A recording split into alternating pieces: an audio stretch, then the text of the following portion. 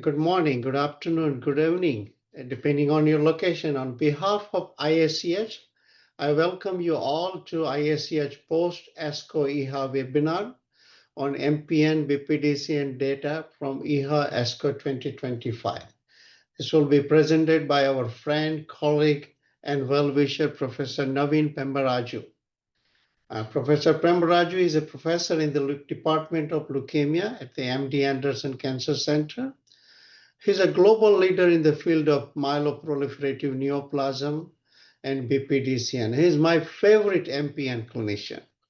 He has co-authored more than 500 publications in the field, and most importantly, holds several leadership positions at the national, international scientific committees on myeloproliferative disorder. He has mentored more than 100 clinicians, including hematology oncology fellows and faculty colleagues in the field. Professor, floor is yours, sir. Thank you, Professor Bipin Savani, and also to Professor Mohammed Modi and Professor Nagler, and to the IACH team. Thank you all. I see folks joining in the waiting area, Bipin, so this is great. Team, what I would like to do today as I share my slides with you is a threefold objective, which is one, let us together review the MPN abstracts. Two, let us show you the one BPDCN abstract, which I happen to be involved in. And then three, let's put it all into perspective. So with that, let us begin our post-ASCO EHA, MPN, and BPDCN updates. So team, I put together, this is a selection. Obviously, we can't cover every abstract, but I put together a few of the ones that I thought were key and I was able to attend at the ASCO and EHA meetings. So let's go over multiple phase 3 studies in our field. Can you believe it? Really for the first time. So we'll focus on the Verify rusfertide data. This is the first-in-class hepcidin mimetic for polycythemia vera. For disclosure, I am a co-author on this one. Phase 3, the Surpass ET, ROPEG interferon for ET. For the first time in decades, we have trials in essential thrombocytosis. This is my colleagues, Dr. Ruben Mesa, Dr. Lucia Masarova, Harry Gill, and others. Then we'll talk about the very exciting novel CALR mutant-directed therapy, the first ever public results, again for ET. This was presented at the EHA meeting. And then we'll talk about a few other phase 3 results, pelabresib and ruxo long-term follow-up, the JUMP study of ruxo with anemia, and then my own presentation of PVEC CD123 for BPDCN. So with that background, Professor Savani and others, I think 2 quick slides of introduction. The reason why we're meeting about MPN in particular is that for the first time in decades, we're starting to approach a next generation of therapy, which I term disease modification. We are moving beyond JAK inhibitor as monotherapy and trying to get into combinations, so JAK inhibitor plus a novel agent only, or using JAK inhibitors in previously difficult to treat situations such as anemia. Our theory, as outlined here, is that contrary to the earlier era, can we start to move these therapies earlier in intervention, manage the toxicities, both financial and to the patient, and to bring in immune therapies, including the original immune therapy, Professor Savani, you're expert in stem cell transplant, but also the newer one, immunotherapies such as CALR bispecifics and others. Now, to do this, we have an armamentarium of novel agents, some of which I'm going to discuss here. We made this slide a few years ago thinking that this would encompass the next 10 years, and I'm proud to tell you this slide is already outdated, as we have therapies outside the cell, at the cell membrane, and then in the nucleus, usually borrowed from MDS and AML, now our own therapies. So let's get into it. The first of the 5 or 6 I wanted to highlight. This is the results of the Verify study. So importantly, this is a phase 3 international double-blind placebo-controlled study of a new drug, rusfertide. So this is a new drug that you haven't heard of yet, PTG-300 rusfertide, for the treatment of patients with phlebotomy-dependent P-Vera, presented by our great friend and colleague, Dr. Kirkendall, on behalf of our group. So the rusfertide study featured almost 300 patients, international study, randomized. And in the earlier studies that we were a part of, this is the phase 2, this once-a-week self-injection, patient gives it themselves, like interferon, for example. You have to have 3 phlebotomies or more in the prior 6 months for most patients. You can stay on your concomitant therapy if you're already on it, but still be needing phlebotomies. And so in the phase 2 was positive study published in New England Journal last year and led to this phase 3. So here you go. So key inclusion, 3 or more phlebotomies in the six months prior. That's pretty phlebotomy dependent, or 5 or more in the prior year. And then you're stratified by your concomitant standard of care therapy, CSC, randomized 1-to-1. So, and as in any trial with this kind of design, half the patients will get the rusfertide, the new hepcidin mimetic, half will get placebo, although here that can mean phlebotomies or whatever standard of care agent you're on, interferon, ruxo, hydrea, etc. And then after the endpoint period is reached at 32 weeks, then patients can be crossed over or continued on the rusfertide. Key secondary endpoints are important. So the primary endpoint is to become phlebotomy free when you're so phlebotomy dependent. And secondary endpoint is, can we improve your symptoms, including fatigue, which is a sort of holy grail in this disease. You can see the schema here. So overall, 293 patients randomized 1-to-1. As I mentioned to you, 146 then are in the control group. So that's placebo plus whatever therapy you're on. 50% of patients were on some other therapy. The active group, rusfertide plus whatever you're on. So 146 versus 147, characteristics fairly balanced between the two groups. Remarkably, primary endpoint is highly statistically significant, which is to achieve phlebotomy free by the 32-week period. In addition to that, what about the secondary endpoint?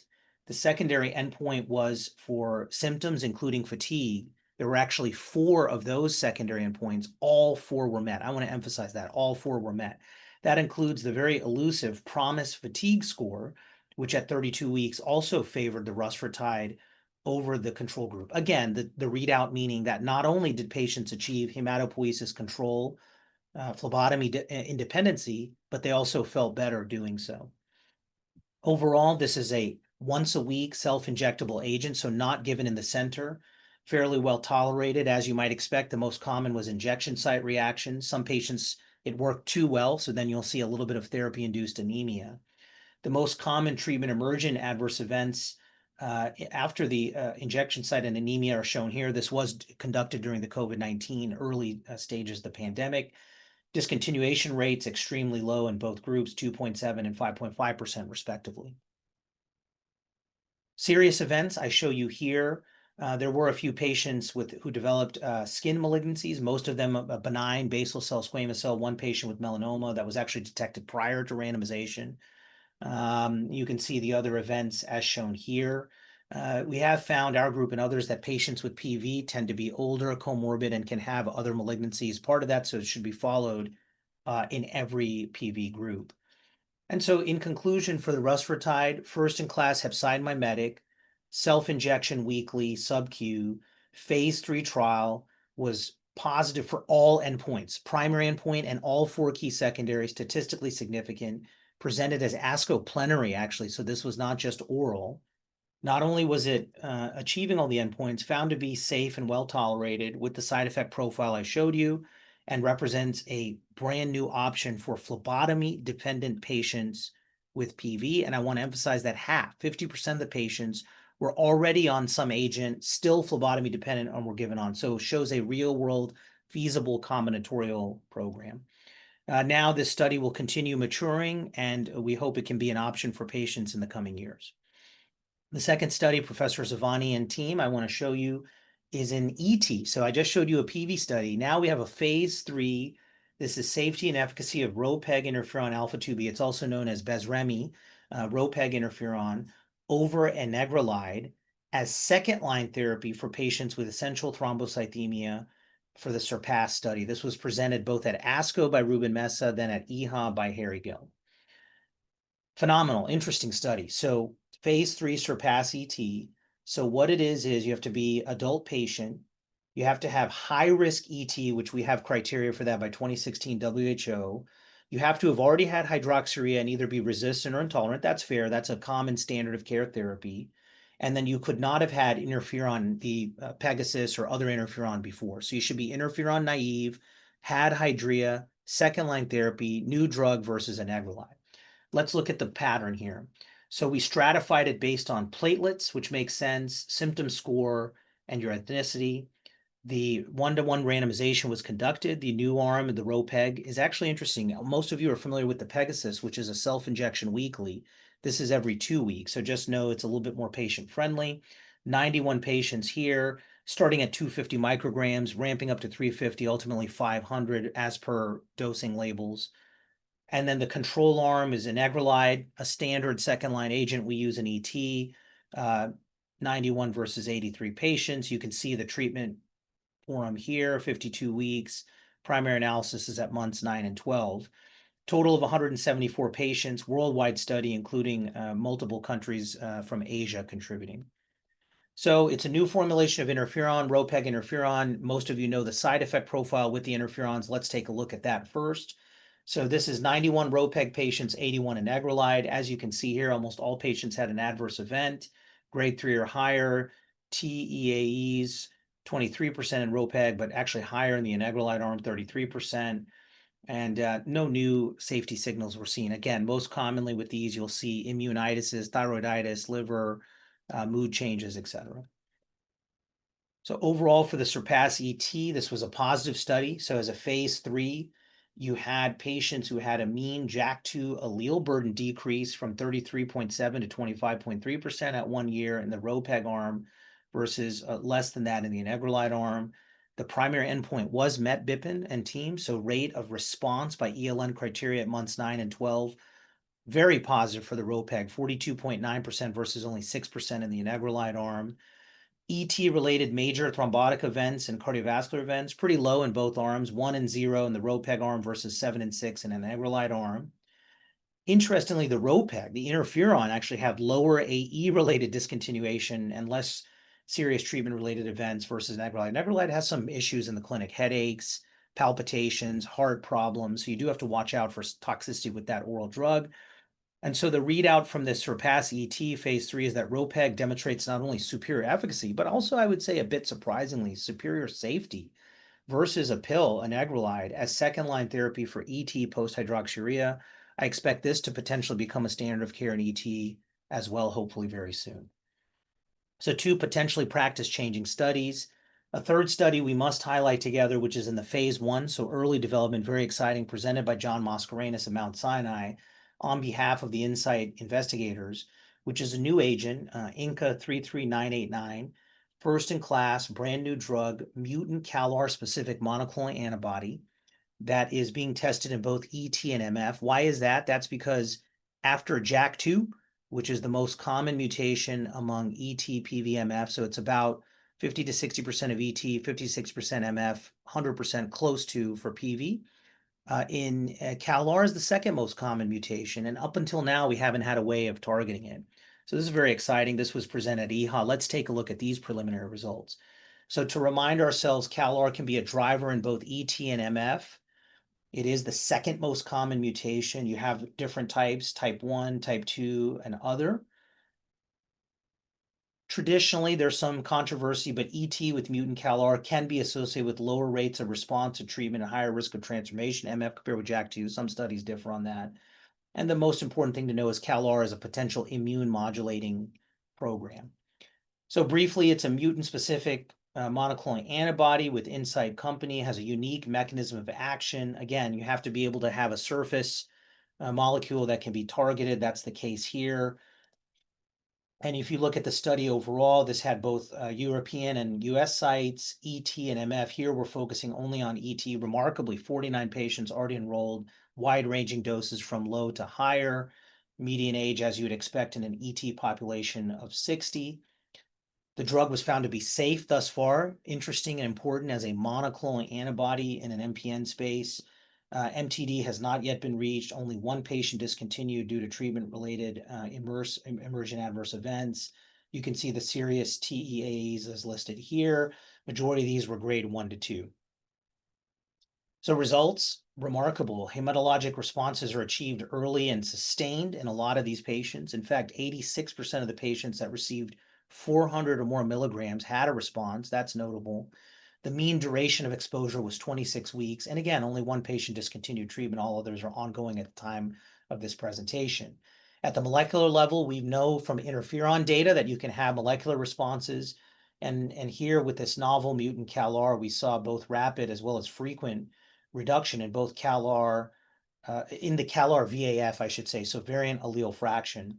So you can see here that 47% achieved 20% or more best reduction in VAF and 21% at greater than 50%.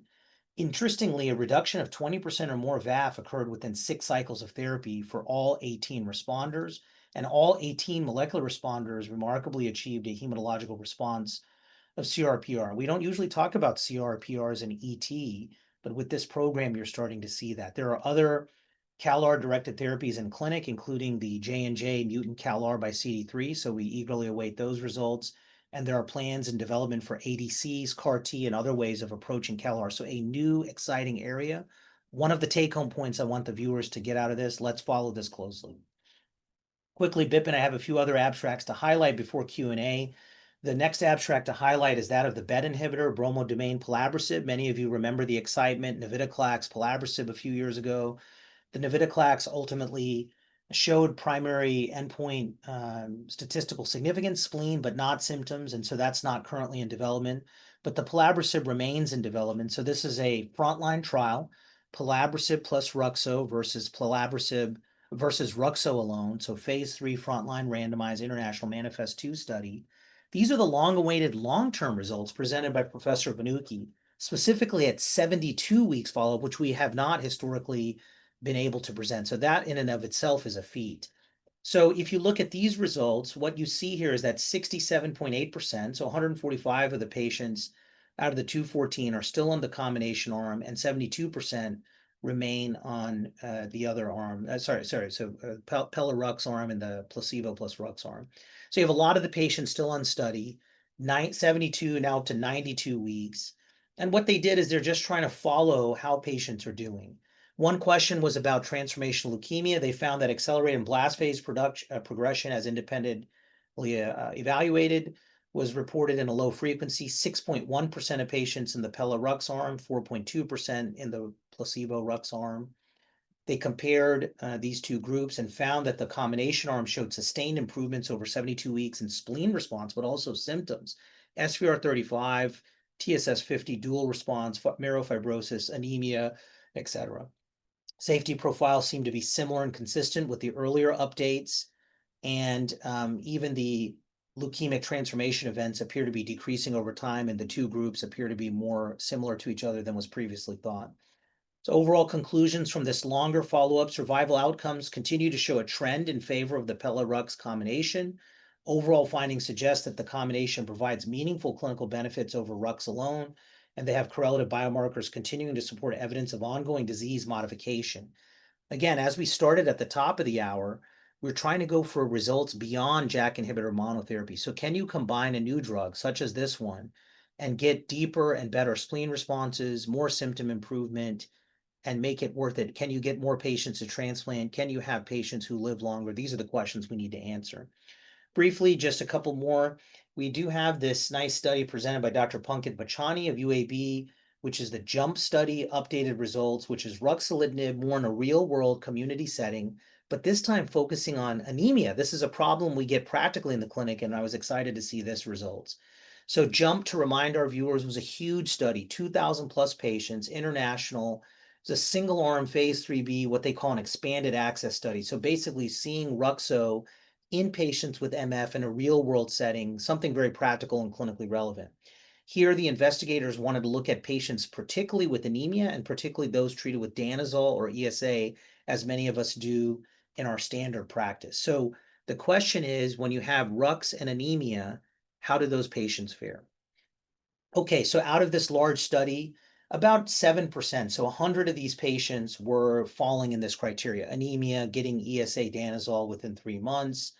Almost all of them really initiated ESAs, so either EPO or DARBI, and only a few of them, 3 patients, initiated danazol. You can see the characteristics here. Median age is an older population, so 70 plus up to 86, again, representing a real-world clinical population.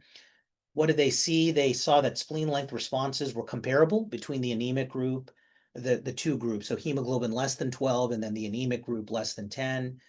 They also found that symptom responses were comparable between the higher hemoglobin and lower hemoglobin group. And finally, they found that transfusion requirements decreased, as you might expect, with the addition of the second agents. What does this tell you? It tells you that in a real world setting, older patients, frail, anemia, that you are able to give ESAs, danazol in combination with Rux, and it's not affecting the spleen or symptom responses. You are able to get patients to tolerate doses of the JAK inhibitor, perhaps longer and better. And we know from previous studies that being on the right dose of the JAK inhibitor can correlate with spleen responses and outcomes. So it tells you that a clinical practice that's widely been in use actually is okay, it's safe, and is not affecting the efficacy of the JAK inhibitor. This is a nice study to add. And then finally, Bipin, I wanted to show my own group's results quickly. This is for BPDCN. This is our analysis of the pivekimab, which is the first in class of a CD123 ADC and kind of the second CD123 ADC after the tag that's being tested in patients with BPDCN. This is called the Cadenza study. A lot of the viewers may not be familiar, Bipin, so this is blastic plasmacytoid dendritic cell neoplasm, BPDCN, rare aggressive malignancy, can go to acute leukemia, median overall survival 8 to 12 months in most series. The only approved drug, tag, tagraxofusp, is also directed at CD123, but it has a bacterial modified toxin.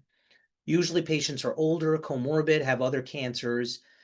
Yes, we want to give these patients intensive chemo, go to a transplant, but most of them cannot do that due to these issues. And so all these patients express CD123. So we ask the question, can this novel agent give clinical benefit? It's a novel drug. It's a new agent. CD123 binding arms, its own cytotoxic payload with this IgN alkylator. And then you have this ADC binding that most of you are familiar with on the CD123 cells. 84 patients overall enrolled, including both frontline and relapse refractory. Out of the frontline, we also included these high-risk patients with prior or concomitant hematologic malignancies, PCHM. It's an IV drug, outpatient, can be given outpatient once every 3 weeks. Key endpoints are shown here, so I'll highlight to you the CR/CRC rate in the frontline de novo patients, and then ORR, OSS, bridge to transplant. So the take-home point of Cadenza, PVEC, 84 patients, 33 of whom are frontline. Of those people, 20 make up the primary analysis population. Here's how they did, including 12 patients bridging to transplant, and the median age is 65 to 70 here, 51 patients in the relapse refractory setting. I show you this in more detail here, older age, 69 to 74, so what you would expect for BPDCN, most having skin involvement, that's the unique part of this disease, half having bone marrow, several of these patients having the PCHM that I mentioned. In the relapse group, it's notable to show how many patients had TAG before, so over half of those patients, a third had prior stem cell transplant. So this is the take-home slide. The response rates are shown here. In the frontline de novo, the 20 patients, you have a 75% CR/CRC rate, very good, 80% overall response rate. Relapse refractory group, more modest as you expect for a high-risk group of patients. Overall survival, very, very encouraging, 16.6 months in the frontline setting. This did not matter whether you had de novo disease or the PCHM, with a tail to the curve here, and this is with a median follow-up now of 21.5 months. Transplant helps these patients. We consider it a part of the journey. On the left, you'll see half of all frontline responders went on to go to transplant, and their median overall survival is not yet reached in a historically very poor prognosis disease. This is a big victory for our patients. Here in the relapse refractory setting, although more modest, you'll see among these 6 patients, 30.4 months for overall survival. Adverse events, you have to look at that for any new trial. We did see some anemia and neutropenia, but more commonly was thrombocytopenia in over 1/3 of the patients. Non-heme shown here.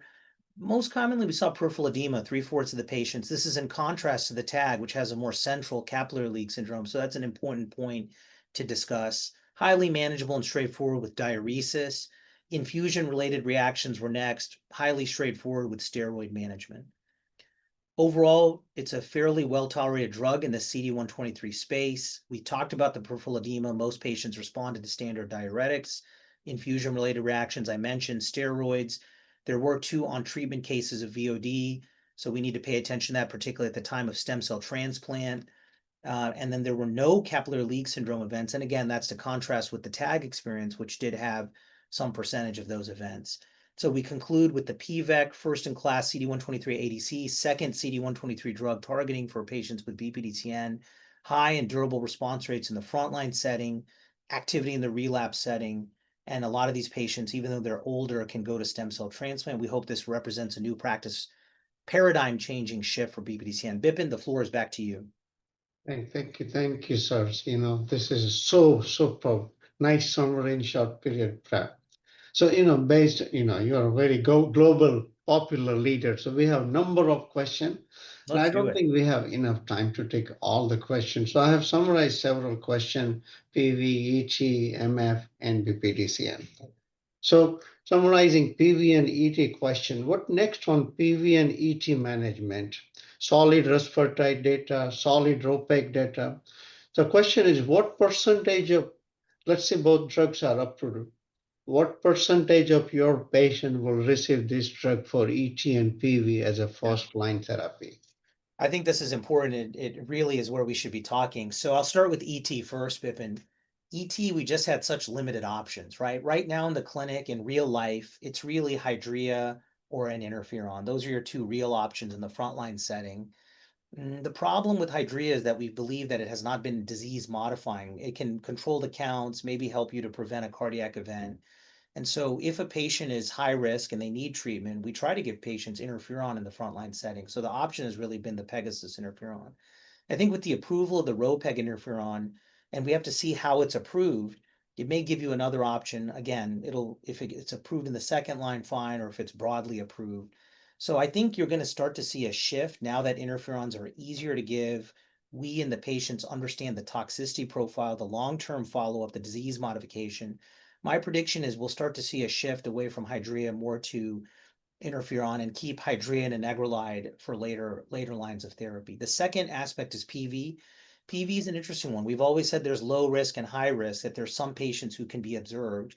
My hypothesis, to be provocative, maybe that's the point of these interactions, is I ask the question, is there such a thing as low risk PV? Maybe with the advent of these new drugs, the new interferons, which are also approved in PV, the ROPEG interferon, and now the rusfertide, if it becomes available, it asks the question, can we treat all patients with PV? Let's suppose you have a young person who's phlebotomy dependent, doesn't quite meet the criteria for Hydrea interferon. Maybe those patients can be treated with the new agent. So I think with PV, it opens the door to more patients being treated, more disease modification. Again, we're trying to prevent bleeding, clotting events, transformation to MF, transformation to AML, stroke, heart attack, early death. So let's see. So I would say those are the key things. It gives us more potential options in the clinic, but we still have to address frontline, sequencing of therapies, combination therapies, and in diseases where people are measured in overall survival by decades, you have to make sure not to introduce new toxicities that outweigh the benefits. No, that's solid. Thank you, sir. So next, several questions summarize myelofibrosis management. So what next in myelofibrosis management? Do we really need combination regimen to improve MF outcome or any novel agent in development as good as combination regimen? Ooh, that's the great question to talk about. So I'll answer it in three parts. I would say eventually, yes. I think we're going to get to the point where we're going to be seeing combination therapies as standard. Part two, we're not there yet. As we saw with the initial pelabresib and navitoclax reports from a few years ago, we had successful phase 3 randomized studies that showed that the combination was better than the control, which was Rux alone, but that was only for spleen improvement. It doubled. Both of them were 60+% versus 30%. However, neither of them showed statistical significance for all symptom improvement, and ultimately neither of them are yet approved. Now, the navitoclax we're not currently investigating, but the pelabresib continues on. And so my comment is, I believe that that is really modulating the disease as we saw here. You're seeing the longer follow-up. So I think to answer the viewer's question, Bipin, yes, I believe we're going to ultimately have combinations, multiple to choose from, but we have to show both old world improvements, so spleen, symptoms, whatever you like, but also I think we should show some of the newer markers, PFS, EFS, some of these improvements over time. So can we get to that point? I think we will. We're not there yet. And so I want people to follow these clinical trials, phase 2, phase 3, look at the novel agents, and then let's not forget about stem cell transplant. You yourself are a transplanter. We should be identifying people who are young, high risk to get them to transplant early. Maybe the combinations help you to do that. Finally, maybe that's another goal of combination. Start out on a combinatorial therapy for 3 to 6 months, achieve your best response. If you're a high risk patient or young or fit, boom, you go to stem cell transplant. If you still have persistent disease, early intervention, clinical trial, go to another transplant. If you're having benefit, you either continue on the combination or maybe you drop down to monotherapy, so an induction, consolidation, maintenance type regimen. These are all hypotheses. None of these have been shown yet. I want to give people a sampling of our thinking for the next 3 to 5 years. We have a number of questions, but I'm going to limit on each disease one question. So last question on BPDCN. So in a responding patient, do you always consider patient for transplantation if patient is transplant eligible? Short answer, yes. I want to emphasize that even though I'm a non-transplanter, I think you'll respect this too. Transplant should be considered for all patients with BPDCN. I showed you the data here in this one data set. We are routinely taking patients who are older than 65 to stem cell transplant. Yes, it has inherent risks that everyone knows, but all patients should at least be seen by transplant. And let me emphasize 2 points. Patients' performance status can improve in BPDCN with therapy, CD123, non-CD123 therapy. So you may have someone who's PS of 2 to 3 who can go to a 0 to 1. And then 2, there is a thought that maybe auto transplant can be available for some limited cases. We're still working that out. Could it be a skin-only patient, older, frail patient? So I send all these patients to my transplant team for evaluation, not just initially, but remembering that transplant is a dynamic thing. You may not be eligible for transplant 6 months ago, but you may be one now. So see your transplant person early and frequently. Thank you. Thank you, Professor Pemoraju, again for disseminating knowledge to our patients. I wanted to thank all our live audience for the joining webinar and those not able to join. Full recording of webinar will be available on ISCH website. This is in line with our mission of Hematology Without Borders. Anyone can view all past recording anywhere in the world, anytime. Wow. Thank you all again, and special thank you, Professor Pemoraju. Thank you. Thank you. Thank you, Dr. Savani, Dr. Modi, Dr. Nagler, and team. Thank you, IACH team. Thank you, sir. Bye, guys. Thank you. Thank you.